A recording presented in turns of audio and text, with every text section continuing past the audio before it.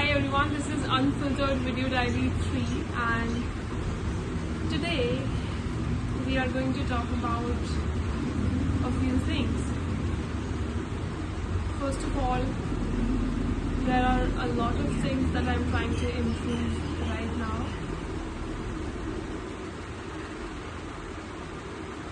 One thing that I'm learning is meal prepping, so that I am more efficient and productive throughout the day and I eat healthy meals rather than going towards some unhealthy options when I am completely drained and out of energy and I don't know what to cook, what to eat. So for that I am trying to learn meal prepping so that whenever I eat healthy because I have it. I love eating vegetables, I love eating ghar ka khana, but sometimes I'm so drained that I end up eating noodles or something like that. So I'm trying to change it. Alright. What else am I doing? I have noticed, it's not something that is a very new observation. It's been quite a long time and I have seen that my screen time is way too much, and because of that I sometimes don't sleep, or it was hampering with my sleeping habits, my waking habits. I used to be overstimulated at all times, whilst I want to be more calm in myself, in my life around me. I don't want any chaos. So there are a few steps that I have taken. I have deleted all social media from my phone except for WhatsApp, because that's what I use to contact my family, right? And I'm not a very frequent WhatsApp user. I only use it to talk to my friends and family, and if I have to stay on phone, I would rather spend it talking to someone than doom scrolling. So that's one thing. The other thing that I deleted a lot of other junk apps that were just in my phone, but I didn't use them very often. I install them for a one-time use, or I install them for once because maybe I was lured to install it on my phone because of some sort of ad or to view some products, stuff like that. But I don't use it very often, so I uninstalled all of those apps. Other thing that I did is I have changed the color of my phone. I guess it's called color correction or color inversion. You can find, if you want to do it, you can find it in your settings, and I have removed all the colors in my phone. So my phone is on grayscale mode right now. It's always on grayscale. It has been 2 days and it's black and white, so that I don't get overstimulated while using it. And I have seen a definite increase. I'm being more mindful. I hope I keep on doing this stuff. So I can even show you my phone.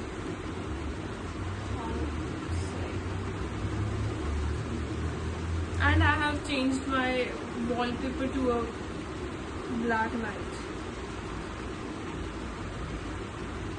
I only have important notifications, but I don't think so you need to see those notifications. And this is my phone right now. Can you see it? It's colored, it's not. It's colored, it's not. The only two apps that I have is Pinterest and Reddit, because there are sometimes while adulting there are a few things that I want to figure out some solution to, and I search it on Reddit. Reddit is for that. I can't use Reddit for for a very long time, because Reddit gives me a headache. I don't know why is that, but I cannot be on Reddit for very long. I can scroll through it, but I usually go back to doing something else. And Pinterest is something,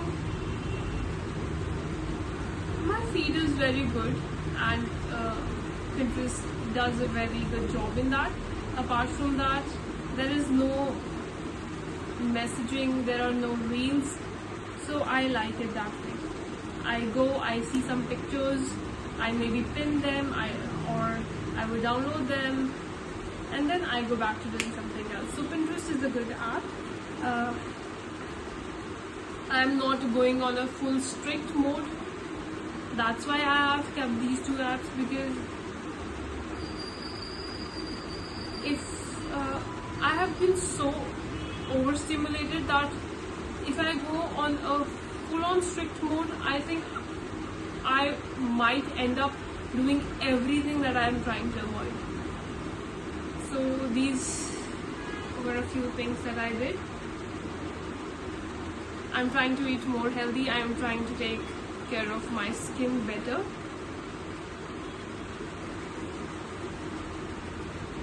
And yes, so I watched a video on non-fiction essays, and this guy was telling that we give all our imagination, creativity to fiction essays, and whenever someone asks you to write non-fiction essays, people don't like it. People are like, it's not creative, it's boring, and they would write about the past 2 years, what happened in their life and stuff like that. But non-fiction essays can be good. The person who created that video definitely convinced me, and I'm always finding reasons to write. And because of being all the time overstimulated, doom scrolling, I used to avoid writing. Whilst writing is something that is so good, so great, it makes you know yourself better, it makes you more smart maybe, or it might make you wonder at things or thoughts that you might never have thought of otherwise, right? So I think the video creator definitely convinced me to write non-fiction essays. He also told the difference between fiction and non-fiction essays. So fiction essay is something that is more relevant to fantasy or our imagination or creativity, whilst non-fiction essays are more inclined towards real life, right? Non-fiction essays give us a reflection on what is happening in someone's life or one's life, and when someone writes that essay, the person who have written this essay becomes the author, and the person who has written it, now these two are completely different beings. You cannot say that you wrote it. No, we say the author wrote it, the author meant this. The guy in the video explained it much better. If you want to watch it, I will link it in the description box. I'll have to find it, I guess. I don't know if I still have access. No, I do have. I'll definitely link it up in the description box. So yeah, I wrote one essay, a non-fiction essay, and the day that I wrote about was a day that happened in my life. I felt so good at that day, and I was like, how can I forget this day? This was something that I can remember forever, and if I don't write about it now, I'll forget it forever, because I had already forgotten it. It just happened that it came to my mind, and I wrote about it. and I decided to write about it. Otherwise, I had completely forgotten it, and if and only if I hadn't written about it, I would have definitely forgotten about that day the next day, and I do not know whether I'd be able to remember it or not. And I told this thing to my friend, who also witnessed this day unfold. So when I told this friend about this non-fiction essay,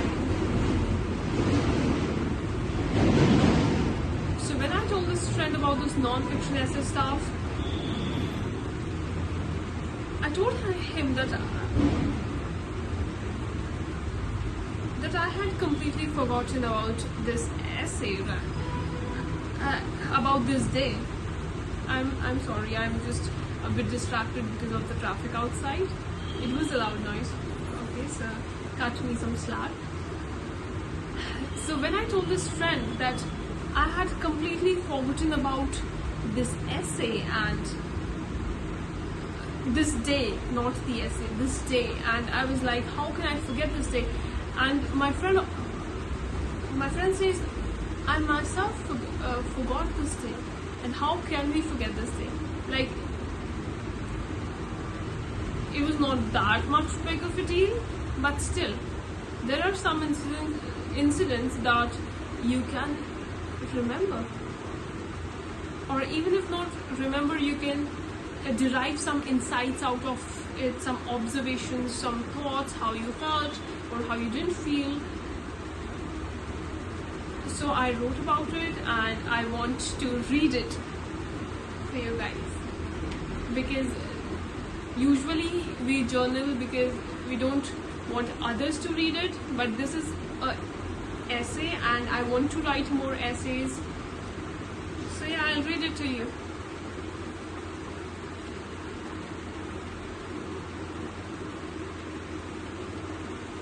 So it's remembering the day I found a lost phone. I'm a final year student about to graduate soon. Dear reader, I'll take you back in my second year of college. It was an ordinary day and we were late as usual. On top of that, we got an auto after walking for a few minutes. My college has a strict rule, dear reader, and that rule is if you are late for first class, you won't be able to attend first lecture. You will miss attendance, will be marked absent, and you need 75 attendance in each and every subject to be eligible to sit in exams. For that subject, I have not written it here. My university is a money-making machine, and they will do everything in their way possible to rip you out of that last penny in your pockets. Beware, dear reader. It was one of those unfortunate days. I thought in my head. I was still hoping to reach on time whilst pleading my friend to persuade the teacher to mark me present. Although I can't recall if I was marked present or not, as it's not a rare phenomenon to remember, dear reader. Crushing my hopes was that unusual traffic that day that confirmed my absence in that first lecture. These are the days that teach you to be more punctual, dear reader. Suddenly, auto driver points on the road towards a phone case with a phone inside. I can't recall if I picked it up or my partner in not being punctual picked it up. All I can recall is holding that phone in my hands, and I and the driver said to each other, someone lost their phone. I just wanted to return this phone to the rightful owner as soon as possible because I could understand the panic and nervous growling in the owner's stomach. I have a particular fear of losing my phone. Phones are quite expensive. While I want to return this phone to whomsoever it belongs to, my first priority is still to reach my college on time. The phone is safe with me. It can be returned later, dear reader. While all these thoughts are swarming in my head, dear reader, the phone vibrates and I notice its screen. It has a sandy tire print on it. An unknown member is calling. It must be the owner. I pick it up but couldn't hear a word because of this extremely loud traffic. We live in such loud environments and it's usually noticed when we are on calls, otherwise we have become habitual of this noise pollution. Same number calls again, same thing happens. Third time someone else calls, unknown number.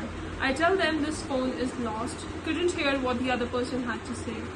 The phone belongs to a vegetable seller. It was obvious from the wallpaper. It was him standing in front of his vegetable cart. Vegetables were fresh. We got out of auto, phone rings again. I don't pick it up. We need to cross highway to go to our college, and I think I'll pick it up after crossing road and railings. He calls a few minutes later. I tell him that his phone is with me. He can pick it up from my college gate during college break. The vegetable seller was from Bihar. He came here for earning. His accent confirmed his state. His phone kept ringing when I was in class. I can't pick up the calls in a classroom. He now calls near break time, but I'm still in class. Phone keeps ringing and I pick up as soon as lecture is over. I tell him that I'm coming to college gate when he says he reached there and is waiting for me. When I go near the gate, I was there with all my friends. We happened to meet at college gate. They were going to grab a meal. I tell them the phone situation. Phone owner was standing near college guards. He had told the guards about his lost phone. I returned him his phone and he was so grateful. Even the guards praised me for being a good person.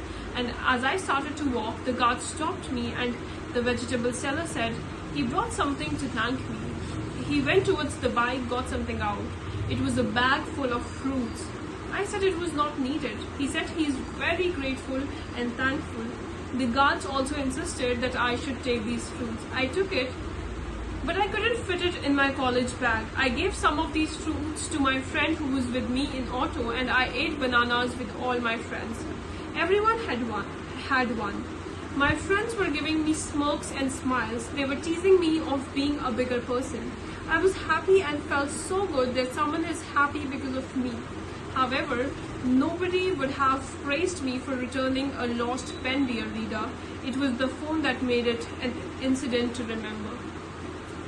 So that was this non-fiction essay about. I really like the cover of this notebook. Isn't it cute? And I can also show you how the pages are. So these are the pages. I got it from DIY if someone else wants to get one. And I'm thinking of writing more essays in this. If someone is watching, even if it's one person, you can tell me if you want to hear more about these essays or want to listen more about these essays. I have quite a few topics in my mind. So what I started doing is that if I have one topic in my mind, I'll just jot it down somewhere so that I can remember to write that essay. I did this thing when I had this topic in mind. I didn't write it at that moment. I wrote it next day, but I could have almost forgotten it if I hadn't written it down. And when I wrote this topic down, suddenly one more topic came to my mind, and this topic was something that I don't think anyone could think of, or it's so random, it's so weird and different thing to notice, and I was quite surprised myself. And I thought that it's such an ordinary thing to write. And sometimes my soft skill teacher used to say that ordinary topics are sometimes the most difficult ones, but it's ordinary and different. It's just a thought, and then I'm going to elaborate on it. And if you want to hear more about these video essays, you can do it. I literally enjoyed doing this video, and I'm quite shocked that it's about to be 20 minutes soon, and I spoke so much in this video, and I think I did better from last time. I spoke well, but yes, I could have been more calmer in my tone. Bye.